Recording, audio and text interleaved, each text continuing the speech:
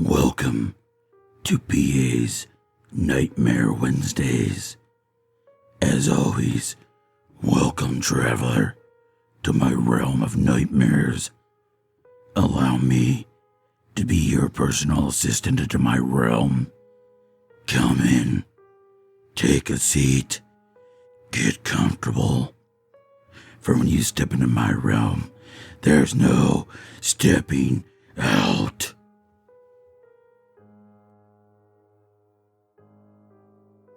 I have a huge announcement to make. I now have a Patreon, and as you can see from the picture, I already have 3 Patreons. 242 Reads, Pam, and the very first one to join my ranks, Randall Calrissian. I want to give a huge shout out and thank you to this lovely trio. You're all amazing. It means so much to me that you guys joined my Patreon. Thank you so much, and I love you guys. If you want to support me like these 3 amazing people have, it would be greatly appreciated, but never expected.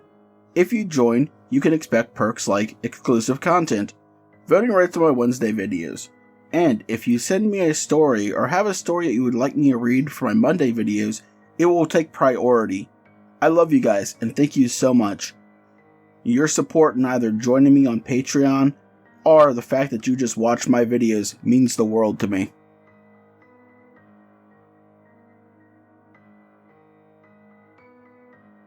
David walked into the occult shop. Finally, after years of searching, he thinks he found the suit from the infamous Easter Massacre, also known as the Bunny Man Massacre. Years ago, in some small town that no one had ever heard of, a husband went crazy. He put on an Easter Bunny suit and murdered his family. However, no one ever found the husband. It was just like he up and vanished. All they found was the bloody Easter Bunny suit and the knife that he used to kill his wife and kids. The head sat atop the perfectly folded suit. Worst of all, each of the victims had their heads removed and painted like Easter eggs. They were scattered throughout the house for the officers to find. It was like a fucked up Easter egg hunt. Now, here he stood, outside the shop that might house this legendary suit. No one knows how it managed to get out of the evidence locker. It just vanished one day. Walking through the door, a bell chimed throughout the store to alert the owner he had company.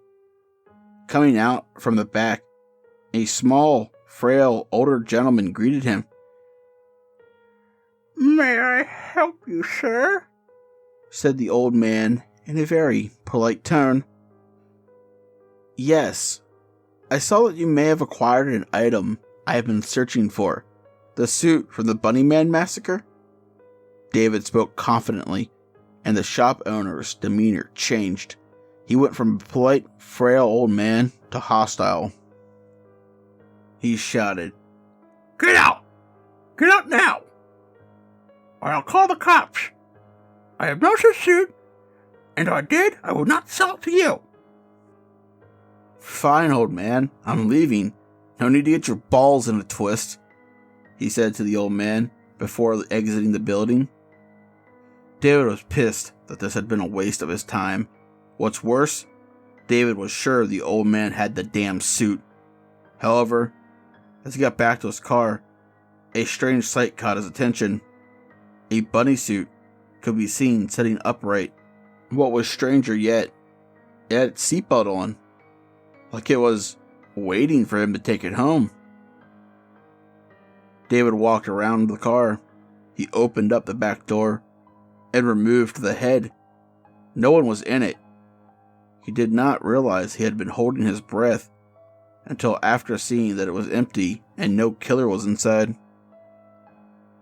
Laughing and tossing the head inside the car, he got in the car and looked into the rearview mirror, only to see the rabbit's head was now sitting atop the rest of the suit.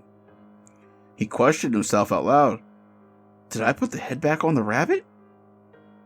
I am sure I just tossed it in the back. But I had to do it, right? He just laughed, and tried to reassure himself that everything was okay, which he knew it wasn't. As he arrived back home, he pulled the suit out of his car and took it into the house. He called to his wife. "Honey, come downstairs and see what I have." His wife ran downstairs to greet her husband. Her eyes lit up the second she saw the suit in his hands. Is that what I think it is?" she asked in barely a whisper. "Yes, honey, it is. Or at least, I think it's the suit used in the murders. It does not seem to have any bloodstains on it, but the description matches. Solid white, black eyes, missing the left ear, and wearing a blood-red overcoat with 3 buttons. So this has to be him," her husband said with a thoughtful look on his face. He took the suit into a special room, where he placed all of the objects that had been used by serial or spree killers. In anticipation of acquiring such a sought-after object, a glass display case was purchased and sat up just for this little guy. He hung up the suit and put the head back on. A breeze came through the open window. However, he swore that he heard the words, "Thank you," were whispered into his ears. Shaking it off, he locked up the suit and turned the light off. The pure white of the suit seemed to radiate a glow. He was pleased to finally have the Cadillac of horror memorabilia in his possession. He headed upstairs and went to the bedroom. He and his wife celebrated their treasure multiple times. After the two wore themselves out, they went to sleep. Later in the evening, the husband heard something calling his name, so he got out of bed and grabbed his revolver.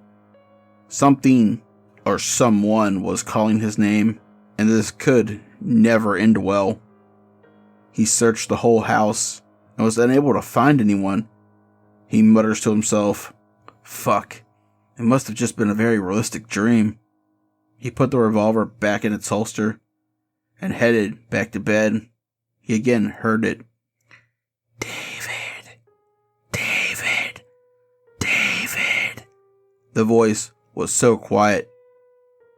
He could have easily convinced himself that it was in his head.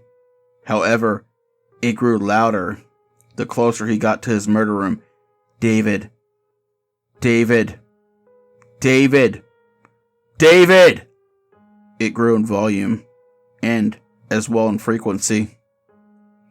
He opened the door and was unsure as to what to expect, but it was not what he saw.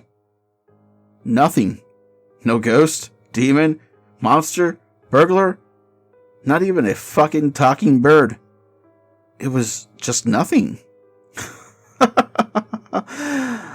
He laughs out loud. God, I really must be fucking losing it in my old age.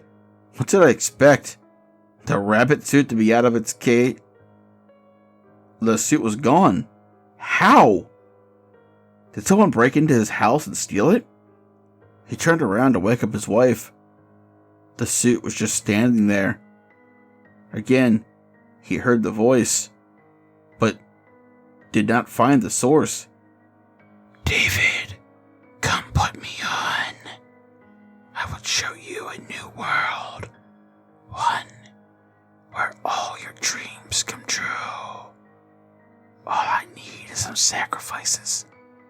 Unfortunately, you do not have enough people in this house.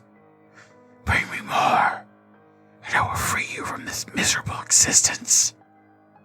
A light flashed, and the suit was back in its case. His wife came down and asked him, "What was going on, and why do you have your gun?" "Nothing, honey. I thought I heard something, but it was nothing. Let's go back to bed." "Hey, tomorrow, in celebration of our newest acquisition, let's host a dinner party and show it off to our friends. They will be so envious of us." He looked at his wife She saw her husband's excitement and agreed to the dinner party.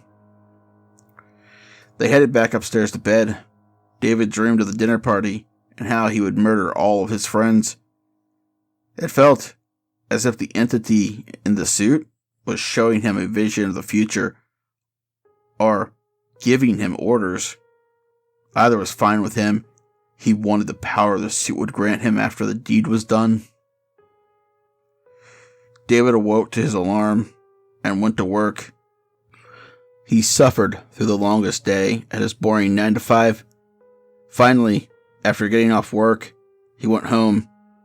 David could smell the meal his wife had prepared for him and his guests. He got cleaned up from work.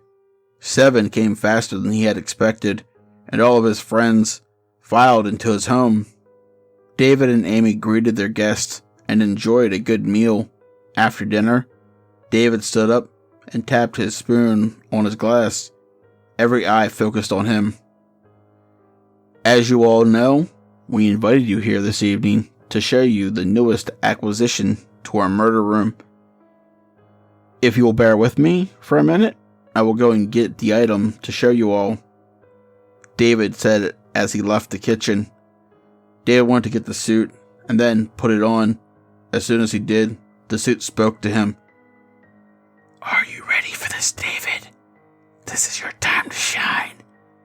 After which, I will bestow you my power, and you will never suffer or want for anything ever again. Its voice teased David, knowing exactly what he wanted to hear. On his way out of the murder room, David noticed an axe. Wait, wasn't that axe back out in his shed? Yeah, this is my woodcutting axe, he stated. Just like in his dream last night, David grabbed the axe and walked into the kitchen. The shock on everyone's face when he not only walked into the kitchen wearing the suit, but with an axe, was priceless. David's wife said, "Okay, honey, I know you love the Bunnyman Massacre story, but the joke's over." However, David did not reply. Instead, he raised the axe and severed one of his guest's head in a single stroke. Blood sprayed all over the place. His wife screamed. Everyone else seemed to not process what was going on until it was too late. David killed 4 more guests before the rest of his guests could get up and run.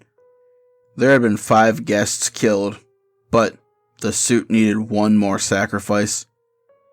His wife was smart enough to run upstairs and lock herself in the room. By the time David got up the stairs, he could hear his wife begging the 911 operator for help. As he approached the door, with inhuman strength, he bust through the door. His grip tightened on the axe. David could feel it. This was the kill the suit most desired. He raised the axe above his head, and he heard his wife beg for her life. Her pleas stopped him for a second, but the power of the suit won out. After David finished his task, he went to each victim, removed their heads, and painted them yellow, green, orange, purple, pink, and every other color of the rainbow. He hid them through the house. Hours passed by. The cops finally showed up.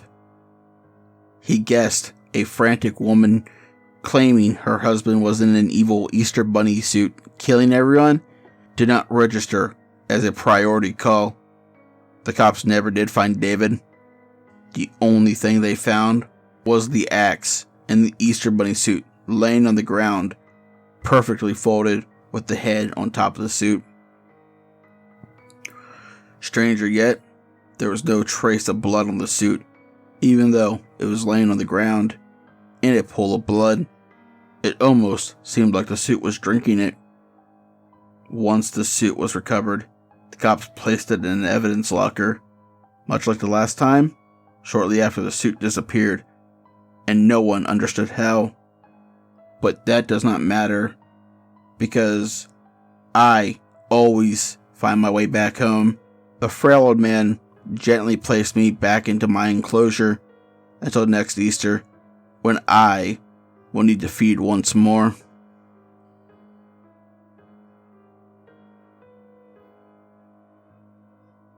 Tonight's story was the Bunnyman Massacre, written by myself, and if you enjoyed it, chances are you'll enjoy the content over on Matt's Chats channel. He's a close friend and an amazing narrator. He only has one narration on his channel at this point, but there are many more to come. He also does interviews. He has interviewed a lot of amazing people. His interviews are always fun and very entertaining. You should check them out, and check him out as well. Tell him PA sent you. And as always, travelers, once you step into my realm, there's no stepping out.